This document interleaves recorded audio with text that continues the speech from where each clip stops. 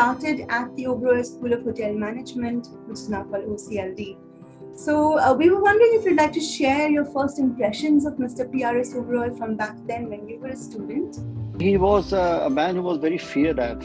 Everybody had the thing about, oh, Mr. Oberoi is in the hotel, so everything has to be very particular. I mean, Mr. Oberoi is extremely particular of the way he is in his lifestyle, the way he dresses up, the way he operates, the way he conducts meetings. I think he is a gentleman, a thorough gentleman, has extremely good taste in luxury and life. He's very used to kind of only dealing with the best. So when you get that kind of a person around you, you are at your best to make sure that you can give your best to him, because he demands the best from you, 100%, nothing less than that.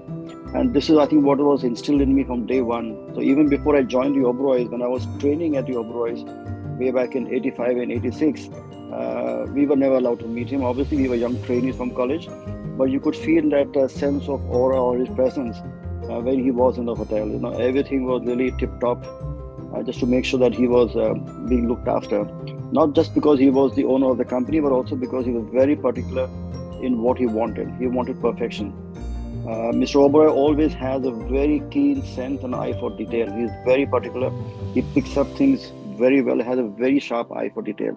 So now that is a thing which I actually learned a lot from him over the years.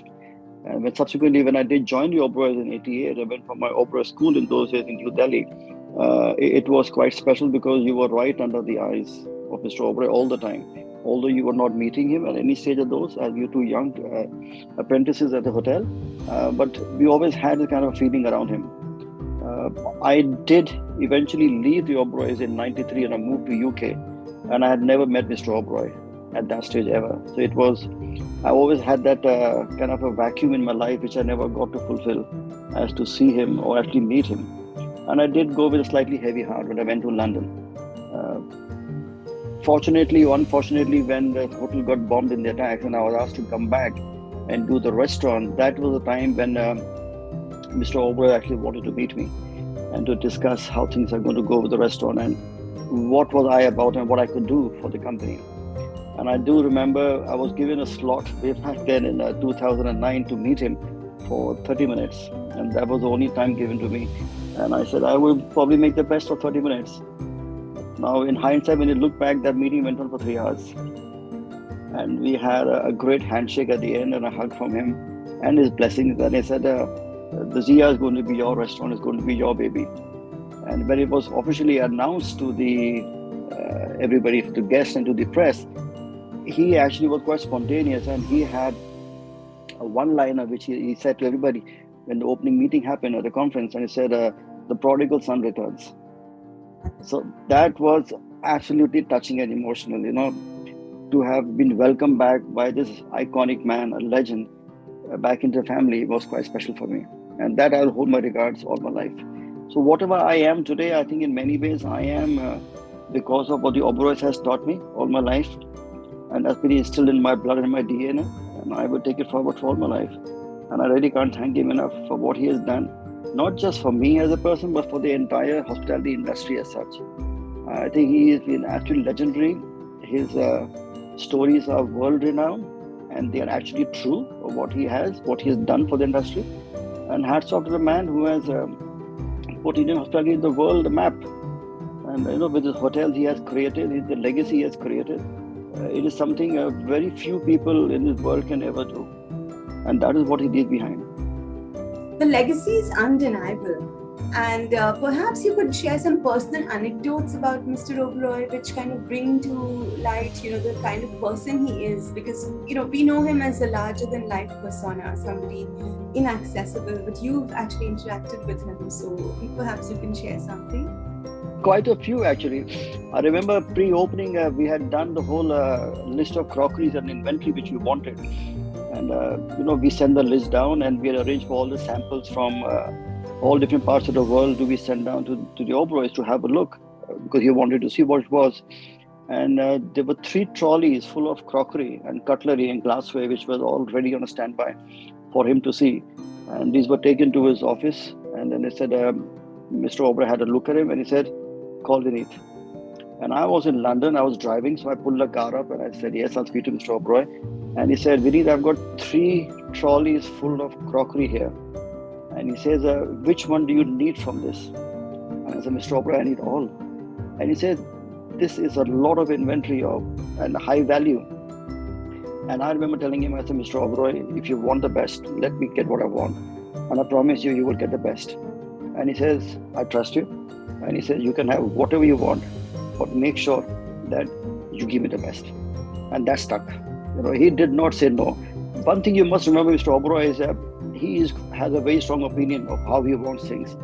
And he's very vocal about it. If he doesn't like it, he'll tell you on your face. But if you can convince him and tell him what you need and why do you need with a proper reasoning, he'll back you through and through, which most people don't know. You need to be able to strong enough to tell him, Mr. Oberoi, I feel this is the way it can be done. And if you can justify it, I promise you, hand on heart, he will give you whatever you want. And he gave us that. So that support which came from Mr. Oberoi way back in 2009, 2010, literally paid off till this date in these 13 years. Our partnership with the Oberois. Most people don't last for a year or 2 years, but 13 years is a long time with the company. It's because I knew exactly what was required and I had the support right from the boss itself. Also, when we actually opened the restaurant, before the opening, he came in for a dinner. And it was a meal specially made for him. But although when I say a special meal, it was the first time we were cooking off for guests. So he had a table of 8 and we had a 9-course meal.